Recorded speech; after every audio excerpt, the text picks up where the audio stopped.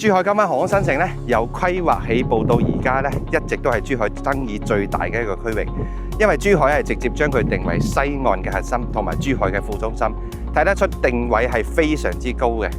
咁呢個片區咧係由新加坡嘅規劃之父劉泰格親自主理設計，亦都係成個珠三角入邊極少數先整體規劃再全面建設嘅一個區域，而且佢可以做到藍圖落地、配套兌現嘅成熟新城範本。講到最大爭議嘅一個地方咧，就一定係價格啦。以前呢度賣到最貴咧係3.5萬一個方嘅，而家成家均價2萬蚊都唔到。咁係咪以前嘅泡沫大得滯啊？定係而家真正嘅價值回歸呢？咁睇翻啦，咁大型嘅一個規劃，包括周邊嘅商業配套，而家都一一落地，全部兌現晒俾你啦。你再睇翻以前賣嘅價錢同埋而家賣嘅價錢，你係咪覺得而家買係物超所值啊？通過實景航拍可以見到，今灣航空新城係以呢隻蝴蝶展翅造型嘅地標金灣市民藝術中心作為核心，周圍各大配套一路環繞輻射，旁邊咧就係金灣市民服務中心，一站式辦理所有政務，辦事咧慳時又慳力。佢仲有藏書超過70萬冊嘅金灣區圖書館，休閒閱讀亦都係一應俱全。片區嘅西面咧屹立住210米金灣第一高樓華發國際商務中心，匯聚高端辦公同埋星級酒店，片區檔次咧可以話瞬間拉滿。而珠海西區規模最大嘅商業綜合體金灣華發商都就喺隔離，日常嘅吃喝玩樂、購物消遣、生活配套亦都係非常之完善嘅。最重要嘅就係四周密佈高品質住宅社區，居住嘅氛圍咧係相當之濃厚嘅。而今日帶大家睇嘅就係坐落喺呢個核心地段嘅優質樓盤粵海十貴府。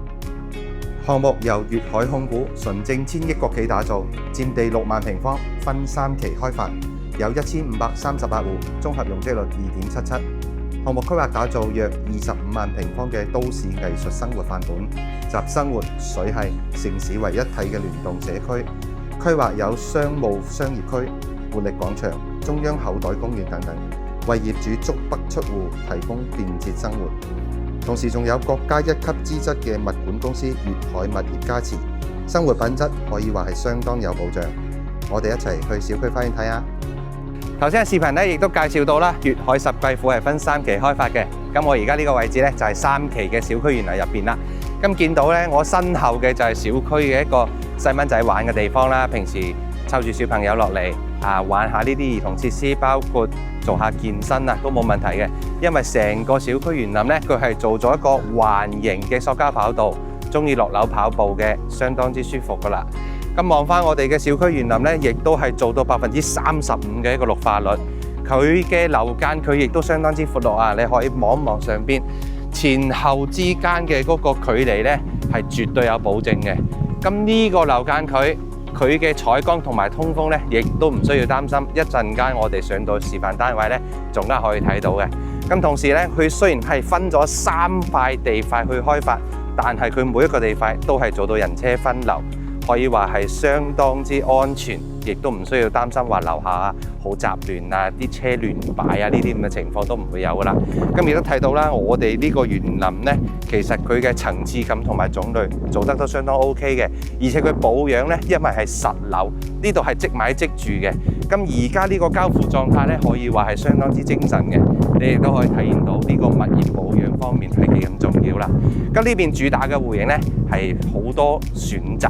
由65平方嘅2房到77到90平方嘅一個3房，仲有108平方嘅4房，唔同大細嘅積數咧都有得俾你揀嘅。咁我而家帶你上去睇下示範單位先。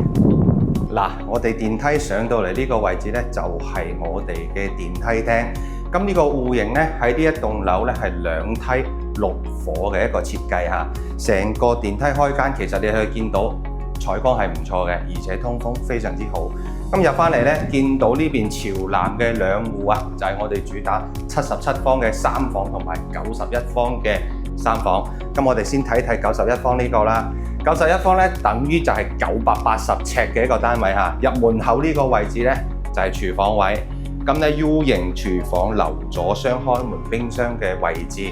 咁門口玄關位呢個位置仲可以做多個鞋櫃嘅，其實。所以你整體嘅空間咧，基本上係冇浪費嘅。咁咧，大家睇到戶型圖都發現啦，其實呢個係一個標準嘅3房。咁呢個房間嘅客廳開間去到3.3米，等於係去到成11尺闊嘅。咁呢個餐廳位嘅位置咧，你而家係擺咗一張4人嘅餐廳台啦。咁你話想擺張圓台或者擺張6人台，其實位置係 OK 嘅，因為呢種經典戶型嘅設計咧，佢係唔會有太多嘅走廊去浪費咗你嘅空間，所以你實際住喺呢度嘅話咧，佢嗰個空間感同埋用起身動靜分區係做得非常之唔錯啊！咁仲有咧，我哋出嚟陽台之前咧，你可以見到啦，全部都係做咗呢個雙層隔音嘅玻璃，同埋佢嗰個硬淨咧非常之好啊！因為呢邊都有颱風啊，而且佢南向啊，最緊要佢南向望翻出去咧係完全冇遮擋嘅一個海景。咁我哋見到啦，前面就係呢個紅磡大橋，連翻過去就係橫琴，包括我哋過香港其實都係相當之快。咁左邊咧就係我哋啱先開頭視頻講嘅呢個中心湖啦，同埋我哋嘅文化藝術中心，包括我哋嘅華發商都喺嗰度。你見到呢個距離，我哋行過去都係10分鐘左右嘅啫。咁我哋正前方望出去咧，仲有呢個領航小學同埋呢個湖城幼兒園。湖城幼兒園同埋領航小學後邊咧就係中心河嘅濕地公園，包括我哋嘅金灣高爾夫果嶺啊。咁仲有右手邊咧望出去就係我哋嘅華發光家居，亦即係紅星美凱龍嘅呢個地方。咁如果你想話買咗呢度之後買家私咧，你都唔使去邊度啦，就過對面買就得啦。咁翻嚟咧，再望多眼我哋嘅客廳啊，見到呢個採光啊，真係 OK 嘅。同埋呢個闊度啊，完全冇問題啊！你2-3個人住其實好闊落。咁呢個位置咧就係3間房加埋公共洗手間共用嘅走廊位啦。嗱，先望一望房間先。呢個戶型咧，佢係3開間朝南嘅，2間房加埋呢個客廳，佢哋都係朝南向，而且房間咧都會有一個80公分闊嘅一個飄窗位置。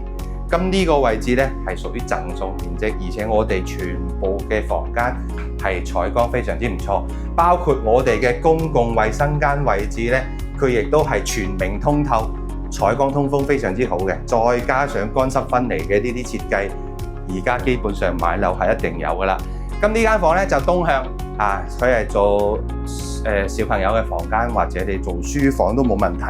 咁呢邊咧就做一個1.2米左右嘅床，呢邊再做個衣櫃，又或者你單獨做書房啊，擺個書櫃喺度同埋辦公台，呢個空間係絕對夠噶啦。而且窗門一樣係向東面，採光通風都非常之唔錯。咁最重要咧就係主人房啦，91方980尺嘅單位，主人房帶獨立衛生間係一定配俾你嘅。乾濕分離呢啲唔使講啦，最重要咧就係房間開間係一定夠闊嘅。你好似呢邊，其實你擺一張1.8米、2米嘅床都完全冇問題。咁而家呢度咧擺個1.5米到1.8米嘅床，3邊落床做埋衣櫃係完全 OK 嘅。加上呢個房間亦都係望翻出去我哋嘅海景同埋果嶺啊，呢個 view 就唔使我多講噶啦，你可以過嚟實地睇一睇嘅。咁如果你對呢個戶型有興趣嘅話咧，評論區呢邊隨時聯繫我，我可以免費專車接送，帶你過嚟實地睇睇單位。